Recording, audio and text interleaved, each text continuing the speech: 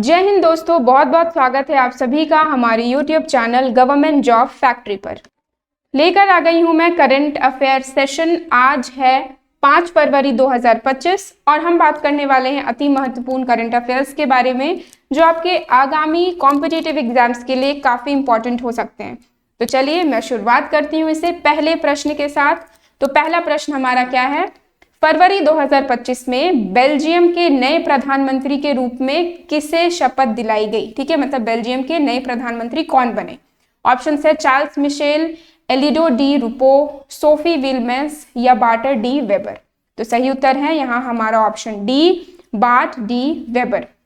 3 फरवरी 2025 को BART D weber ने Belgium के नए प्रधानमंत्री के रूप में शपथ ली है। अगला प्रश्न है, भारत किस देश के साथ सैन्य अभ्यास एक्वेरिन का आयोजन करता है। ठीक है, काफी इंपॉर्टेंट क्वेश्चन है कि ये जो सैन्य अभ्यास होती है यानी कि इसे हम ज्वाइंट मिलिट्री एक्सरसाइज भी कह सकते हैं। तो भारत कौन से देश के साथ एक्वेरिन मिलिट्री एक्सरसाइज जो है उसे आयोजन करता है। ऑप्शन है श्रीलंका, चीन, जापान या मालदीव। तो सही उत्तर है हमारा ऑप्शन डी, मालदीव। ठीक है, अब भारत और मालदीव का ये जो सैन्य अभ्यास है इसका एक्वेरिन, ठीक है, ये 13वां संस्करण चल रहा है। कब से कब तक? 2 फरवरी 2025 में शुरू हुआ था और 15 फरवरी 2025 तक ये चलेगा। ठीक है, कहाँ इसका आयोजन हो रहा है? तो माफिलाफुसी में MNDF composite training centre Maldives में इसका आयोजन किया जा रहा है।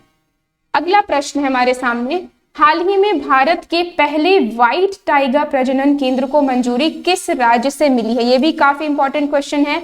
ठीक है, व्हाइट टाइगर प्रजनन केंद्र, ठीक है, कंजर्वेशन सेंटर के बारे में बात की जा रही है।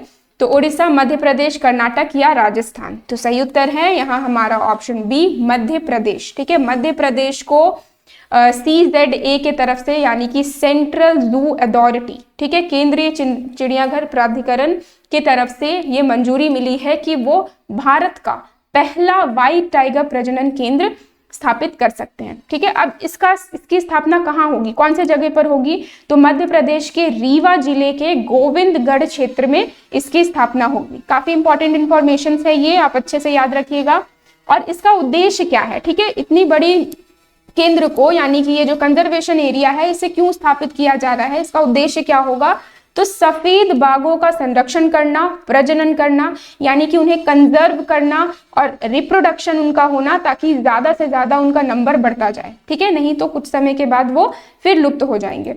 और ये जो सफेद बाघ है ये बंगाल टाइगर के एक दुर्लभ प्रजाति है। अगला प्रश्न हम देखते हैं, नंबर 4, ज्ञान भारतम मिशन का मुख्य उद्देश्य क्या है। ऑप्शंस है भारत में डिजिटल शिक्षा को बढ़ावा देना, 1 करोड़ पांडुलिपियों का संरक्षण और दस्तावेजीकरण, नई विश्वविद्यालय स्थापना, प्राचीन मंदिरों का पुनरुद्धार।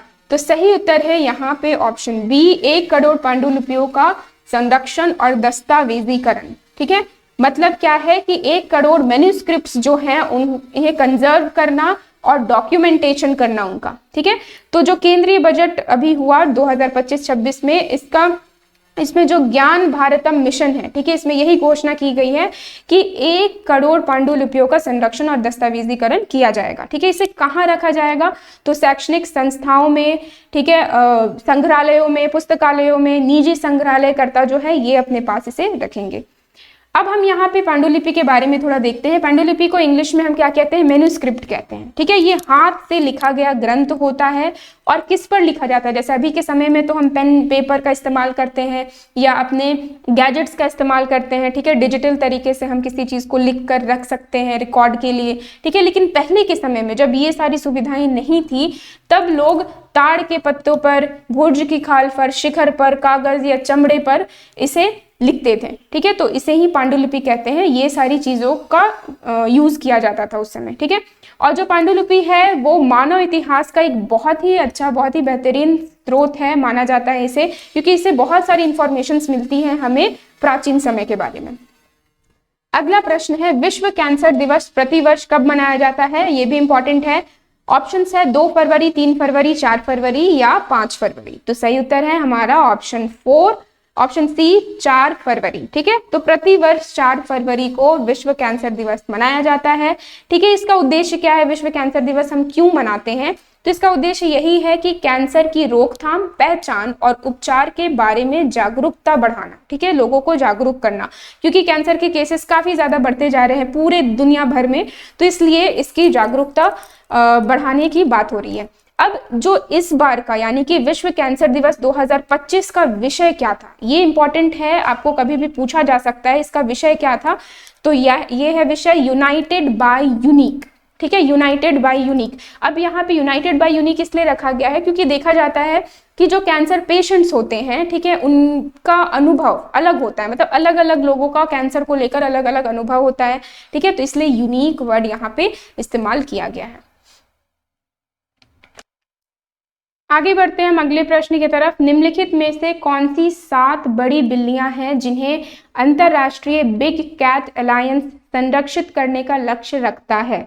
ठीक है, तो ऑप्शन है आपके सामने बाघ, शेर, तेंदुआ, हिम तेंदुआ, चीता, जागुआर और प्यूमा, या बाघ, शेर, तेंदुआ, हिम तेंदुआ, कॉगर या लिंक्स, शेर, तेंदुआ, हिम तेंदुआ, चीता, जागुआर, प्यूमा और कॉगर, या तो फिर बाघ, शेर, तेंदुआ, हिम तेंदुआ, जागुआर या और लिंक्स। तो सही उत्तर है यहाँ हमारा ऑप्शन ए, बाघ, शेर, तेंदुआ, हिम तेंदुआ, चीता, जागुआर और प्यूमा। ठीक है, ये है 7 बड़ी बिल्लियां जिन्हें IBCA संरक्षित करने का लक्ष्य रखता है। ठीक है, अब ये जो जितने भी यहाँ पे नाम दिए गए हैं, ये सभी के सभी कैट फैमिली को बिलोंग करते हैं। ठीक है, अब ये कैट फैमिली क्या है, तो बायोलॉजी में, ठीक है, साइंस में एक टर्म है फेलिडे। ठीक है, तो फेलिडे का मतलब क्या है, कैट फैमिली, जिसमें ये जितने भी जानवर है ना, ये सब के सब कैट फैमिली को बिलोंग करते हैं। तो IBCA का लक्ष्य यही है कि ये 7 बड़ी बिल्लियों को, यानी कि ये जो कैट फैमिली है, फेलिडे है, इन्हें संरक्षित करने की बात कर रहा है। ठीक है, अब ये IBCA क्या है, तो इंटरनेशनल बिग कैट एलियंस। ठीक है, इसमें 96 बिग कैट रेंज देशों का एक संगठन है। ठीक है, गठबंधन है, यानी कि टोटल इसमें 96 देश शामिल है, कंट्रीज शामिल है। ठीक है, 14 मार्च 2024 में इसकी स्थापना हुई थी और 9 अप्रैल 2023 में प्रोजेक्ट टाइगर के 50 वर्ष पूरे होने पर यह प्रस्ताव रखा गया था। ठीक है, मतलब जब प्रोजेक्ट टाइगर के 50 वर्ष पूरे हो गए तो एक प्रस्ताव रखा गया कि हमें कुछ एक ऐसा गठबंधन, एक ऐसा एलियंस फॉर्म करना चाहिए। ठीक है, जिससे और भी जितने भी जानवर है, कैट फैमिली से बिलोंग करते हुए जितने भी जानवर हैं, उनको भी कंजर्व किया जा सके। ठीक है, तो फिर इसके बाद ही 12 मार्च 2024 में इसकी स्थापना की गई। अगले प्रश्न की ओर बढ़ते हैं। 2025-26 के बजट की थीम क्या थी, ये भी इंपॉर्टेंट क्वेश्चन है। समृद्ध भारत, सबका विकास, हर हाथ में पैसा या डिजिटल भारत। तो सही उत्तर क्या है यहाँ हमारा ऑप्शन बी, सबका विकास। ठीक है,